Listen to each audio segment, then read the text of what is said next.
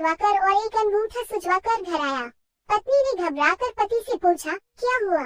पति, कुछ नहीं, एक औरत स्कूटी से टक्कर मार के निकल गई। पत्नी, तो उसके स्कूटर का नंबर नोट किया? कौन थी, कुछ तो याद होगा? पति, नहीं, दर्द के कारण स्कूटर का रंग और नंबर तो नहीं देख पाया, पर बहुत गोरी व सुनहरे बाल वाली थी। उसने गहरे हरे रंग का सूट पहना था, हाथों में मेहंदी लगी थी। इतना बताते ही पतिदेव की दूसरी आंख भी सूज गई। एक आदमी काफी देर तक अपने कान से मोबाइल लगाकर खड़ा था, पर उसके मुंह से एक शब्द भी नहीं निकल रहा था। काफी देर तक ऐसा होते देख रमेश से रहा नहीं गया और आखिर वो उस आदमी से बोल ही पड़ा, भाई साहब, आपने कहीं फोन लगाया भी है या यूं ही पिछले 29 मिनट से फोन पकड़े खड़े हैं और एक भी शब्द नहीं बोला है? आदमी ने जवाब दिया, भाई साहब, मैं अपनी पत्नी से बात कर रहा हूँ।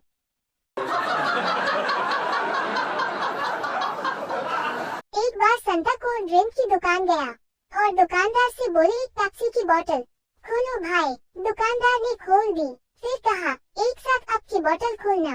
दुकानदार ने खोल दी, फिर कहा, एक स्प्राइट की बोतल भी खोलना। दुकानदार ने खोल दी, फिर कहा, एक लिम्का भी खोल दो। दुकानदार ने वह भी खोल दी। दुकानदार को गुस्सा आया और बोला, तू कौन सी पिएगा मेरे बाप? संता, यार पीनी तो कोई नहीं है, मुझे तो ये बोतल खुलने का आवाज बहुत पसंद है। ठस ठस ठस।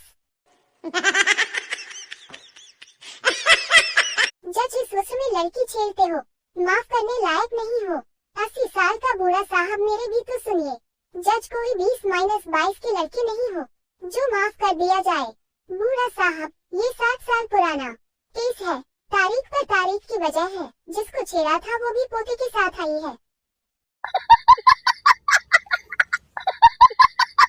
एक भिखारी था, भीख मांगने के लिए मस्जिद के बाहर बैठा। सभी नमाजी आंख बचाकर चले गए और उसे कुछ न मिला।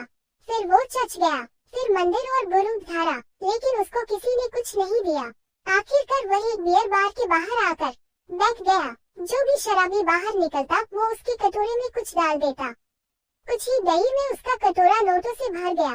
ये देख भिखारी बोला, प्रभु, रहते कहाँ हो और कहाँ का एड्रेस देते हो? सिपाही, चल भाई, फांसी का समय हो गया। कैदी पर मुझे तो 20 दिन बाद होने वाली थी।